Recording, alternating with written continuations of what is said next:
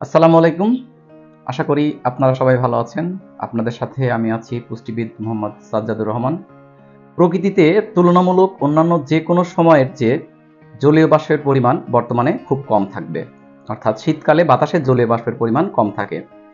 জলীয় বাষ্পের পরিমাণ কম থাকার জন্য বাতাস খুবই শুষ্ক থাকে এবং বিভিন্ন রকম ফল-মূল, সিজনাল ফসল থাকে, এগুলার যে বিভিন্ন রকমের পরাগরেণু, ফুলের যে পরাগরেণু, এগুলা সহজেই বাতাসে ঘুরে বেড়াতে পারে। যে কারণে আমরা বাহিরে চলাফেরা করা অবস্থায় এই পরাগরেণু এবং ধুলাবালিগুলা সহজেই আমাদের নাক, কান, চোখ, মুখ এর মাধ্যমে আমাদের শরীরে প্রবেশ করে এবং নানা রকম অ্যালার্জিক সমস্যা দেখা দেয়। তাছাড়াও এই সিজনে নানা রকম শাকসবজি, ফলমূল থাকে, যা একেকটা ফলমূল একেকজনের জন্য নানা রকম অ্যালার্জি বা ঠান্ডা, কাশির কারণ হতে পারে।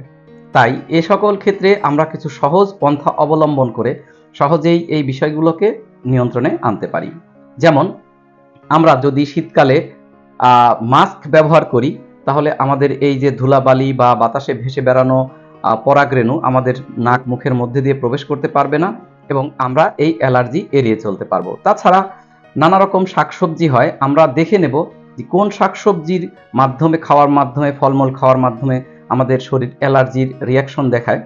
এই সিজনে কিছু আমাদের চা বা কফির সাথে লেবু, আদা, কালো জিরা, গোলমরিচ এই জিনিসগুলো ব্যবহার করে আমরা আমাদের ঠান্ডা কাশিগুলোকে একটু সহনীয় করে রাখতে পারি। এছাড়াও খুব সহজেই আমাদের কোন খাবারে আমাদের দেহে অ্যালার্জিক সেন্সিটিভিটি দেখা দেয়, অর্থাৎ আমাদের শরীর অ্যালার্জি প্রবণতা বেড়ে যায়, ঠান্ডার প্রবণতা বেড়ে যায়, এটা আমরা সহজেই দেখতে পারবো একটা টেস্টের মাধ্যমে। সেই টেস্টটা হচ্ছে অ্যালার্জি প্রোফাইল। অ্যালার্জি টেস্টটা প্রোফাইল করার মাধ্যমে আপনি সহজেই দেখতে পারবেন কোন খাবারে কি পরিমাণ অ্যালার্জি আপনার শরীর তৈরি হতে পারে।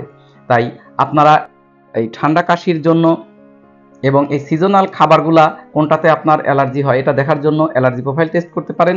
পাশাপাশি অবশ্যই এই ঋতুতে যাদের অ্যালার্জিক সমস্যা বেশি দেখা যায়, হাঁচি কাশি হয়, তারা অবশ্যই মাস্ক ব্যবহার করবেন এবং এই সিজনে যে সকল ভিটামিন সি জাতীয় খাবার আছে সেগুলো খাওয়ার মাধ্যমে আপনার এই অ্যালার্জি বা ঠান্ডা কাশি নিয়ন্ত্রণে রাখতে পারেন। সবাইকে ধন্যবাদ। ভালো থাকবেন, সুস্থ থাকবেন। আল্লাহ হাফেজ।